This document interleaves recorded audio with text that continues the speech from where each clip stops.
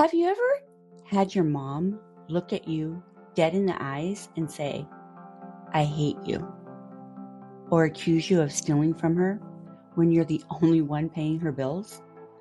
Or save all her sweetness for the aide who visits twice a week while treating you, the daughter who shows up every single day, like the enemy? If that's you right now, I see you. And I need you to hear this. It's not about you. And it's not your fault. You didn't plan for this. You didn't expect to be the one managing medications, appointments, safety concerns, family opinions, and your own emotions all at once. And yet, here you are. Welcome to From Overwhelmed to Relieved, the Senior Caregiving Podcast. I am your host, Shannon Calles, senior care consultant, advocate, and someone who has walked the caregiving path personally and professionally. This podcast is where we break down senior care decisions, talk honestly about dementia and caregiving, and help adult daughters find relief while taking clear, loving action so your mom gets the care she deserves without you losing yourself in the process. If you're the primary caregiver and your parent with dementia is the cruelest to you, the one who sacrificed everything while being pleasant to everyone else, this episode is for you, because what you're experiencing has a name and it happens for specific reasons. And you don't have to keep breaking your heart trying to understand why she hates you. Spoiler alert, she doesn't. Let me start by validating what you already know, but everyone around you keeps dismissing it. Yes, your mom is meaner to you than anyone else. This isn't in your head. This is real. And it's one of the most painful, isolating parts of dementia caregiving. You're the one who quit your job to care for her, moved into her home, handled every doctor's appointment, every medication crisis, every crisis. You show up every day, even when she screams at you. And somehow, the home health aide who visits twice a week and gets hugs and thank yous while you get accused of stealing, lying, or putting her in a home. Your siblings don't see it because she's sweet as pie when their month visit comes. Your friends don't get it. Even the doctors look at you like you're exaggerating when you say she's verbally abusive, people. I mean, this is happening because she was charming and cooperative at the appointment. So let me say this again. You're not imagining this, and it's not your fault. Here's what is actually going on and why it hurts so much. You are her safe person. That sounds backwards, I know. But dementia patients often are the cruelest to the people they feel the safest with. Think about it. When you were a toddler having a meltdown, who did you save your biggest tantrums for? Your mom. Because you knew she wasn't going anywhere. Your mom's brain is regressing. She's scared, she's confused, and losing control of everything. And the only place that she feels safe enough to let out that terror is with you. The aide, she's a stranger. Your mom's brain is working overtime to keep it all together. The normal in front of someone unfamiliar. But you, her brain knows you're safe. So you get the unfiltered fear, rage, and confusion. It's not fair. It's not kind, but it is dementia. Every time you help her into the bathroom, remind her to take her pills, or redirect her when she's confused, you are a walking reminder that she's losing her independence. And she hates that. Not you. She hates the loss. But her broken brain can't separate those two anymore. So the anger, the grief, the humiliation of needing help, it all gets aimed at you. The aide doesn't represent all that. The aide is just a nice stranger helping with daily tasks. But you're the daughter, the one who's supposed to need her. And now the roles have reversed, and her brain can't process that without rage. Your mom always loved you, but dementia strips away the part of the brain that says, don't say that out loud. That will hurt her. The cruel things she says, those aren't real feelings. They're intrusive thoughts that a healthy brain would never speak out loud. But dementia has destroyed her impulse control, her emotion regulation, and her ability to understand cause and effect. So when she's frustrated, scared, or confused, her brain grabs the nearest target, which is always you, and lashes out. Here's the truth, and what I wish somebody would have told me when my mom was spiraling. And I know, that doesn't make it hurt any less. Trust me, every time my mom said she hated me, I believed her half the time. I was like, this woman really hates me. Because when you understand her cruelty is a symptom of her broken brain and not a reflection of how she feels about you, you can start to stop taking it personally, which is easier said than done, but necessary for your survival. Because I spent a lot of time thinking this woman really hates me. I took it personal every day. Grieve the mother you already lost. Because the woman saying those things isn't fully her anymore. Protect yourself. Because understanding why she's mean doesn't mean you have to absorb the abuse. I want to say that again because nobody said that to me. And if somebody had, it would have saved me so many nights crying myself to sleep. Protect yourself. Because understanding why she's mean doesn't mean you have to absorb the abuse. Because that's what we do. We go to bed at night and we just absorb all those mean things she said. I know. I feel you. I hear you. I see you. I had a client, let's call her Sarah, a mom who had mid-stage Alzheimer's. Every single day, Sarah showed up, cooked meals, did laundry, managed medications, and every single day, her mom accused her of stealing, lying, and trying to get rid of her. Meanwhile, Sarah's brother visited once a month and got tearful gratitude. You're such a good son, she'd say. Sarah was breaking. So I told her what I'm telling you.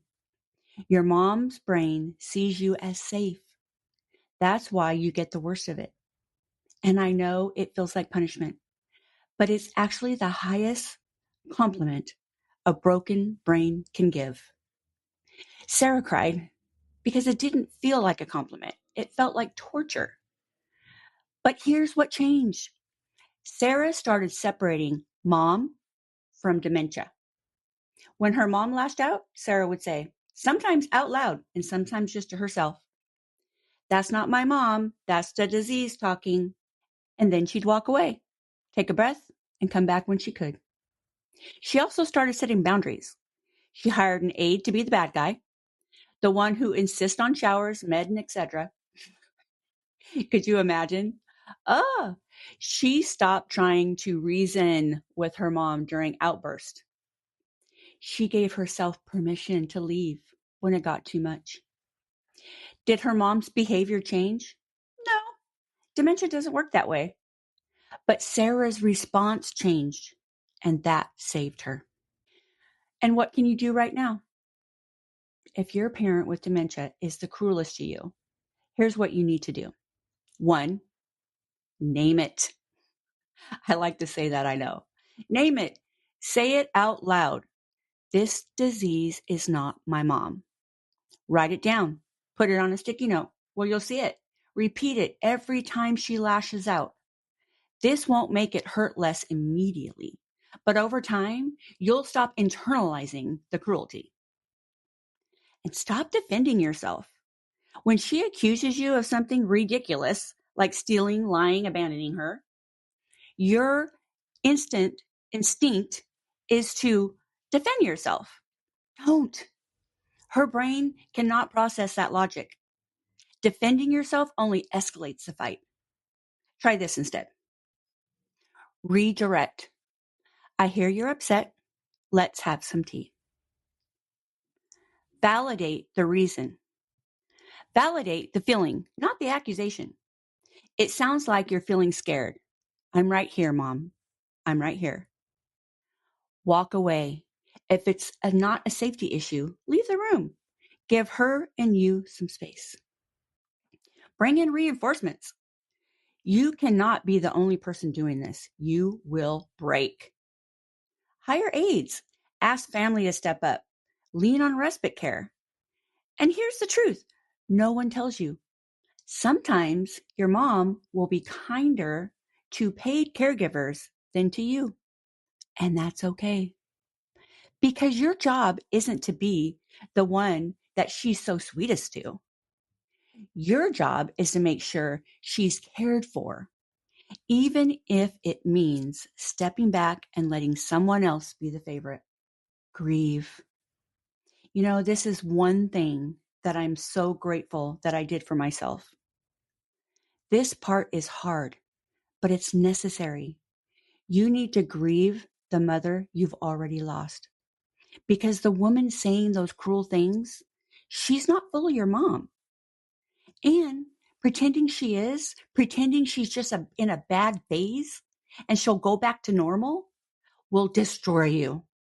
Grieve now while she's still here so you can show up for the person she is and not the person she was. I hold a dementia caregiver support group, and a lot of families come in just to get it off their chest, just to say, hey, this is what I went through last week, and this is where I'm at.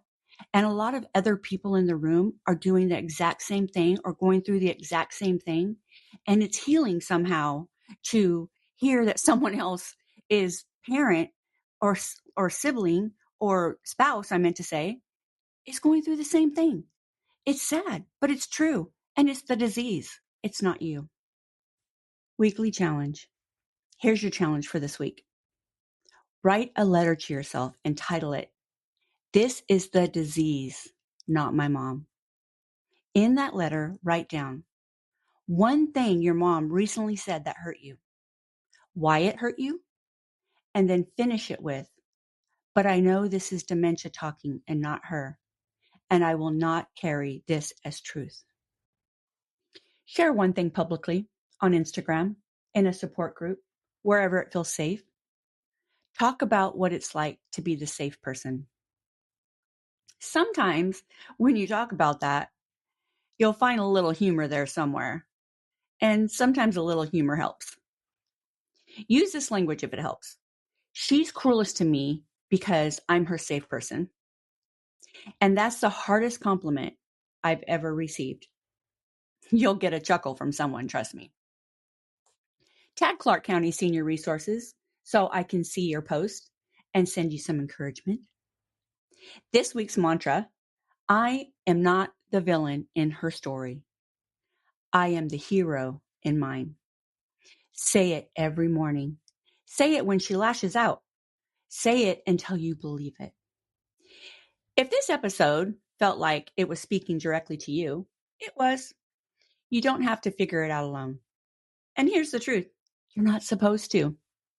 Caregiving is not a solo journey, and trying to handle everything yourself is exactly what leads to burnout, resentment, and regret. So let me tell you, if you're in crisis, hospital discharge, decline, dementia, confusion, book an urgent consult with me, Shannon at clarkcountysr.com.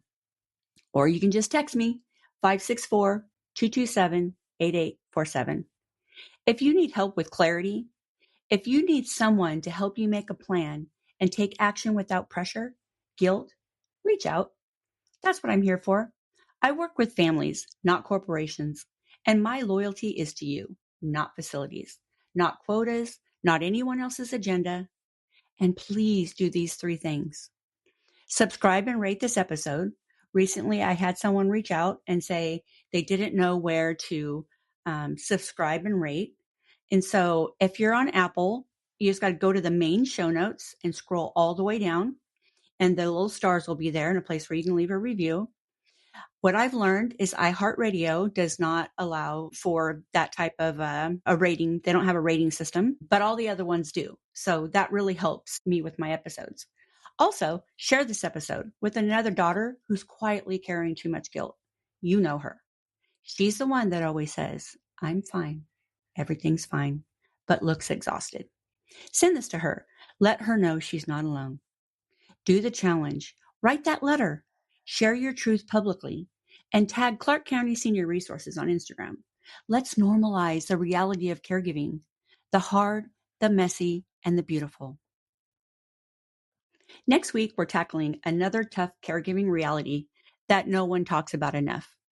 You won't want to miss it. Thanks for being here. And until next time, be gentle with yourself.